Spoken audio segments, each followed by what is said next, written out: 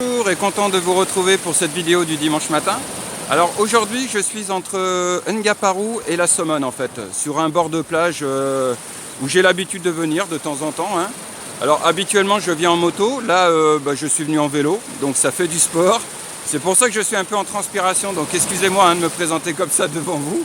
Mais entre la chaleur de l'hivernage, les 40 minutes de vélo, voilà, là je suis en nage et franchement tout à l'heure j'irai me rafraîchir dans la mer avant de rentrer sur Sali. D'accord ? Voilà, donc aujourd'hui je vais aborder un sujet qui me tient particulièrement à cœur. C'est un sujet que j'avais déjà parlé dans une vidéo intitulée « Être un immigré français au Sénégal ». Parce que j'ai reçu beaucoup de questions, de demandes à ce sujet-là, particulièrement une demande bien spécifique ces derniers temps. Donc je vais réaborder ce thème-là, à savoir comment s'installer au Sénégal, du moins quels sont les conseils que je pourrais vous donner, éviter les erreurs, enfin voilà, ce genre de choses. D'accord ? Sur ce, à tout de suite, c'est parti.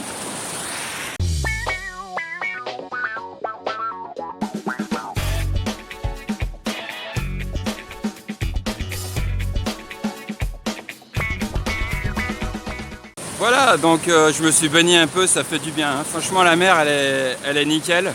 Et voilà, ça rafraîchit. Par contre, j'ai fait la connerie.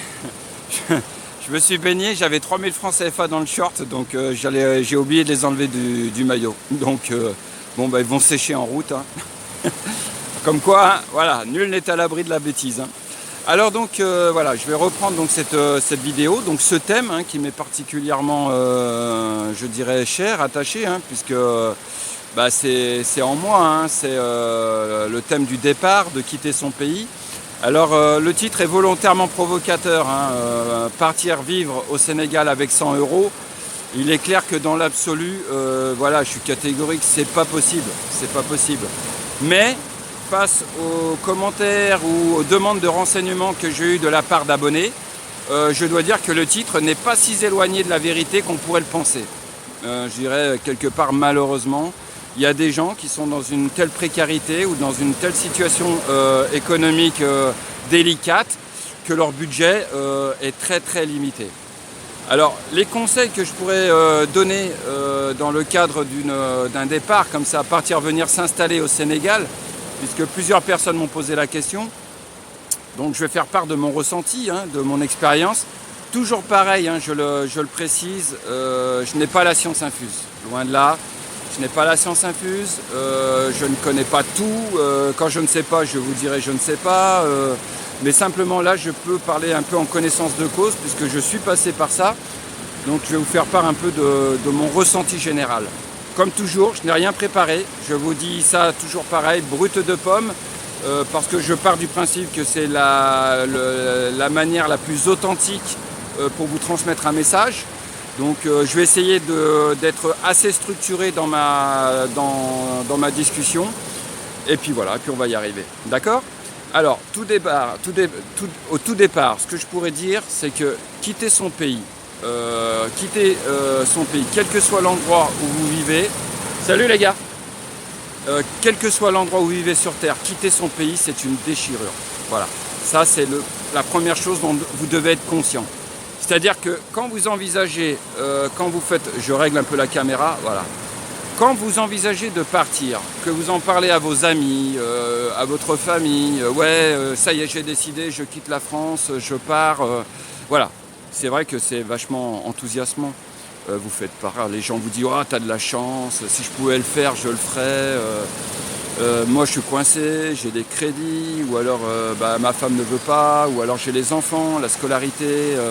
Voilà. Et puis vous qui arrivez, qui dites « Moi, je quitte, je pars », c'est vrai qu'il y a un côté un peu euphorique. Mais quand arrive le moment où vous devez partir, que vous avez votre sac de voyage, que vous devez vous pointer 2 heures avant à l'aéroport, croyez-moi, là, j'en reviens toujours, je l'avais déjà dit dans une vidéo, c'est pas évident. Moi, à titre d'exemple, j'ai quitté Lyon dans la nuit du 28 au 29 octobre 2004. Vous voyez un peu l'impact, c'est que cette date, je m'en souviendrai toute ma vie. J'ai quitté Lyon dans la nuit du 28 au 29 octobre 2004.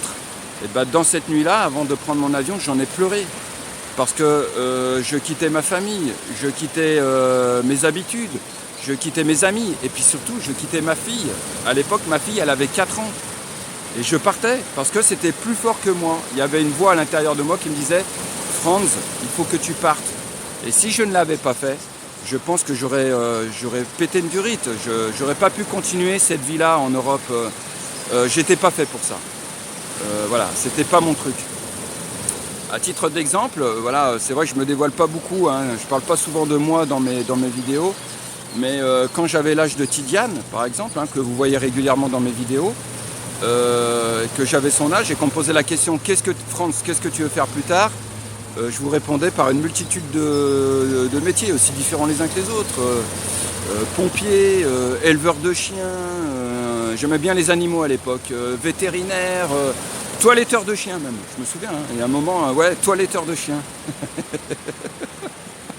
Bah, je me moque pas, hein, il y a des toiletteurs de chiens, c'est un métier, je respecte, et donc je voulais faire ça.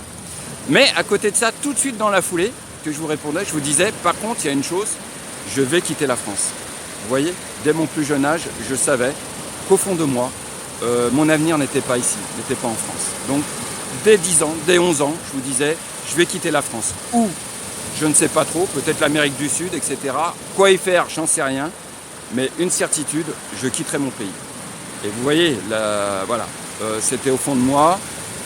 À 17 ans, en cadeau d'anniversaire, j'ai demandé à ma mère qu'elle m'offre mon passeport, mon premier passeport, à l'âge de 17 ans. Quand elle m'a demandé ce que je voulais pour mon anniversaire, je lui ai dit « offre-moi mon passeport ». Et quand j'avais mon passeport, j'étais content. J'avais mon passeport dans la poche, je déambulais dans Lyon, voilà, je me sentais libre. Je me disais, si demain je veux partir, je pars, j'ai mon passeport. Vous voyez ? Donc après ça, j'ai fait l'armée à 18 ans. J'en suis sorti vers 19 ans. J'ai travaillé un peu et je suis parti 2 ans en Nouvelle-Calédonie. C'est-à-dire un territoire français le plus loin. C'est-à-dire il a plus de 20 000 km de là. J'ai même été un peu plus loin que ça. J'ai été à Wallis, une île perdue dans le Pacifique. Voilà, j'ai vécu 2 ans là-bas et je suis parti à l'aventure. Ça m'a changé, j'en ai tiré des leçons qui m'ont servi d'ailleurs pour le Sénégal et éviter certaines erreurs. Les erreurs, c'est-à-dire quand même préparer son voyage, partir avec un budget un peu quand même, je dirais, adéquat. On part pas avec, voilà, on part pas avec 100 € en poche. Enfin, voilà, j'ai retenu ces leçons-là, d'accord ? Et quand je suis parti donc en 2004. Donc j'avais déjà l'expérience des 2 ans en Nouvelle-Calédonie, j'avais 31 ans à l'époque en 2004, voilà, j'avais un peu de bouteille et un peu d'expérience. Donc, mais il n'empêche, et je vais y revenir, donc, mais il n'empêche que quand je suis arrivé ici, au Sénégal, à Saly, c'était pas prévu, hein, c'est simplement le cheminement, les rencontres au fur et à mesure qui m'ont amené à Saly. J'étais jamais venu au Sénégal au préalable. Je ne connaissais pas ce pays et je suis venu avec un aller simple. Donc c'était quand même assez aventureux, mais j'avais quand même un peu d'argent avec moi. D'accord ? Grosso modo, puisque je ne vous cache rien, j'avais l'équivalent en économie 10 000 €. Voilà, c'est-à-dire 6 millions de francs. Je suis parti avec 6 millions de francs CFA. C'est tout ce que j'avais. D'accord ?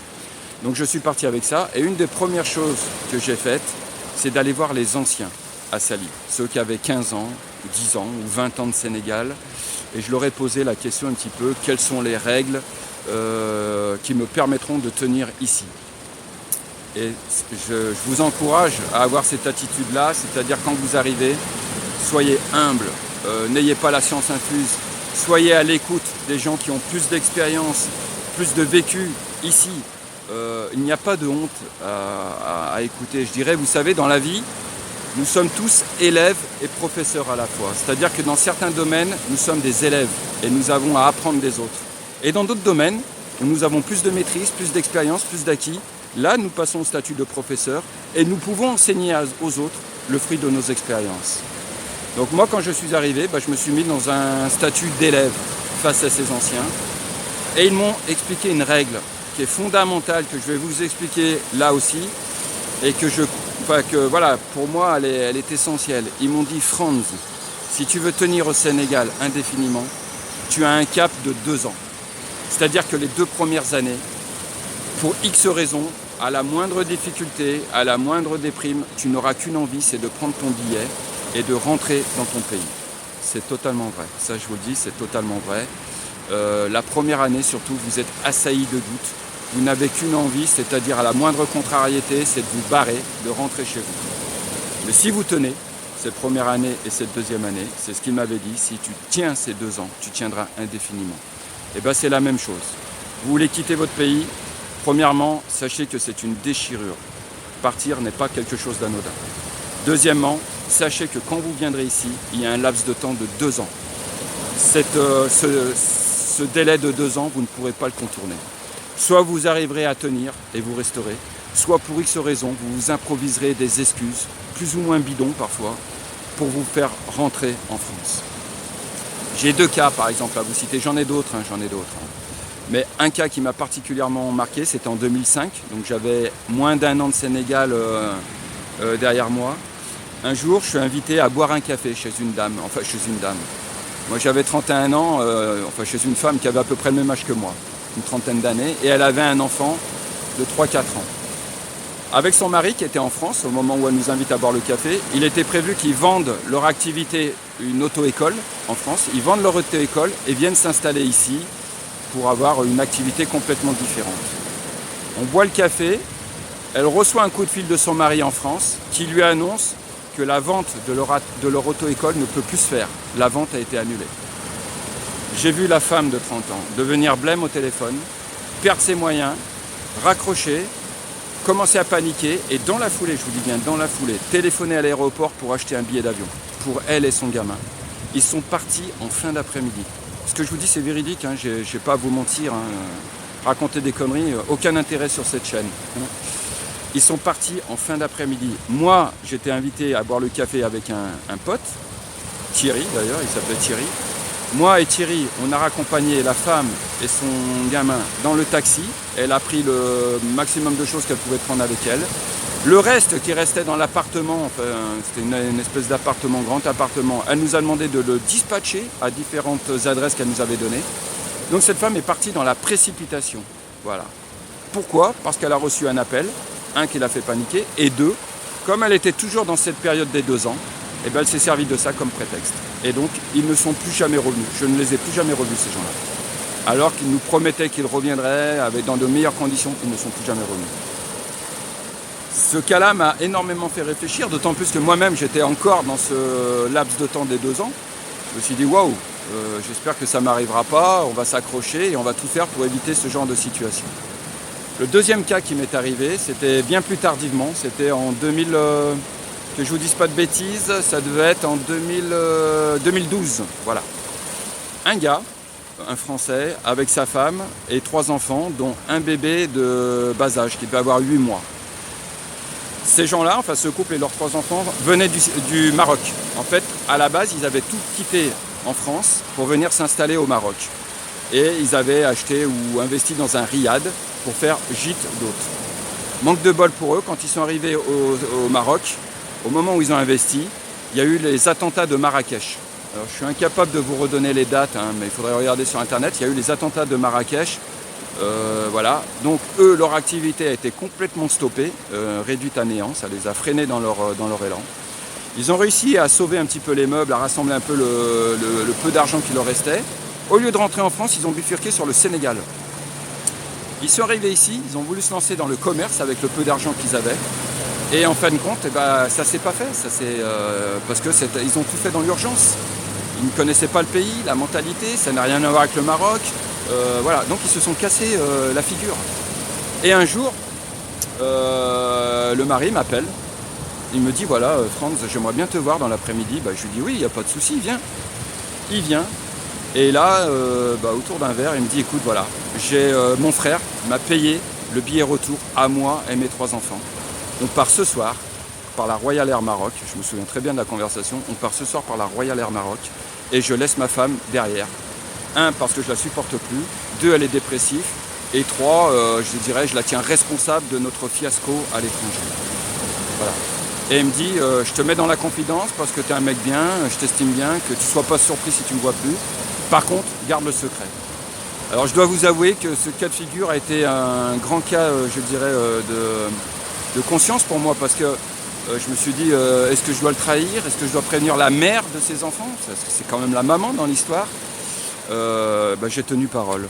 Et ça a été d'autant plus dur que le lendemain matin, j'ai reçu un coup de fil très tôt de la mère en pleurs, me suppliant, me demandant de savoir si j'avais des informations. et je n'ai rien dit. Alors là, voilà, c'est discutable. Il y en a qui diront que j'ai été salaud, peut-être. Il y en a qui comprendront, mais enfin, j'étais tenu par le respect de la parole donnée, donc je ne lui ai rien dit. J'ai appris quelques temps plus tard que la femme avait été rapatriée en urgence par l'ambassade de France. Alors l'ambassade de France ne rapatrie pas tout le monde, hein, simplement les cas extrêmes. Mais étant donné qu'elle n'avait plus de passeport, parce que le mari, quand il s'est barré, il lui a piqué son passeport, donc elle n'avait plus de passeport, ses enfants n'étaient plus là, voilà, donc l'ambassade a pris l'initiative de la rapatrier en France. Voilà, donc voilà, vous voyez, ces deux cas m'ont fait énormément réfléchir et j'espère qu'ils vous interpelleront. Simplement pour vous rappeler que le Sénégal, voilà, c'est pas l'Eldorado. C'est pas parce que vous galérez en France que la vie là-bas elle est dure, elle est hard, que c'est le système que vous allez venir ici, que vous allez vivre d'amour et d'eau fraîche. D'accord ? Qu'on soit bien d'accord. Les Sénégalais, dans une très grande majorité, sont confrontés au problème de la dépense quotidienne, de trouver l'argent pour arrondir leur fin de mois, pour manger 3 fois par jour, rien que pour manger 3 fois par jour. Donc ne croyez pas que vous allez venir et que tout est beau, tout est rose, c'est difficile. Le travail c'est pareil, il n'y a pas de boulot, il y en a déjà peu ou très peu pour les Sénégalais. Croyez que pour vous qui arrivez d'Europe, vous allez avoir un travail? Non. Le travail, comme moi, il faut le créer. Vous devez créer votre travail et après vous devez vous y tenir. Avant que j'ai les premiers résultats, il m'a fallu du temps, il m'a fallu énormément de temps et d'efforts. Donc voilà, c'est ça que je voudrais vous dire. Si vous voulez tenter l'aventure, venez, mais ne cassez pas pleinement, ne cassez pas entièrement votre situation dans votre pays d'origine. Parce que si vous devez rentrer, faites en sorte d'avoir quand même un point de chute. D'accord ? Voilà ce que je voulais vous dire dans cette vidéo. Par rapport, je vous dis bien, à tous les commentaires que j'ai reçus dernièrement, ou les demandes, ou les questions qu'on me demandait, enfin qu'on me posait. Voilà ce que je voulais dire. Ce sujet me tient particulièrement à cœur, parce que j'ai été confronté à ça. Je sais ce que c'est que de quitter son pays, je vous dis bien, j'en ai pleuré le jour où je suis parti. C'est quelque chose de dur, c'est une déchirure, mais voilà. Et avec de la volonté, de la persévérance, vous pouvez y arriver. Mais je me dis, pour un parcours comme le mien, il y a eu combien d'échecs? Combien de personnes se sont cassées la figure? Ça, j'aimerais connaître la réponse. J'aimerais me dire, voilà, moi je m'en sors au bout de 14 ans, je peux encore parler du Sénégal et j'y suis. Mais il y en a combien qui étaient dans le même état d'esprit que moi, qui avaient la même démarche, etc. et puis qui se sont cassés la figure. Et j'espère, pas tragiquement, j'espère, je leur souhaite. Mais voilà ce que je pouvais vous dire. En tout cas, j'espère que cette vidéo n'a pas été trop longue. J'espère aussi qu'elle pourra vous être profitable. Là, je vais retrouver mon vélo qui est derrière. Et puis, on va rentrer tranquillement sur Sali. Il est quoi? Il est 11h. Je vais essayer de rentrer avant qu'il fasse trop chaud. Et puis, prochaine vidéo dans la semaine. Je vous parlerai peut-être un peu plus d'immobilier, puisqu'il y a des abonnés qui me posent des questions vraiment spécifiques. Alors pareil, j'essaierai de répondre de manière la plus claire. Et puis, si je ne sais pas ou si c'est trop pointu, je les oriente vers un notaire, après tout. Sur ce, passez un bon dimanche, où que vous soyez, prenez soin de vous et à très bientôt. Ciao.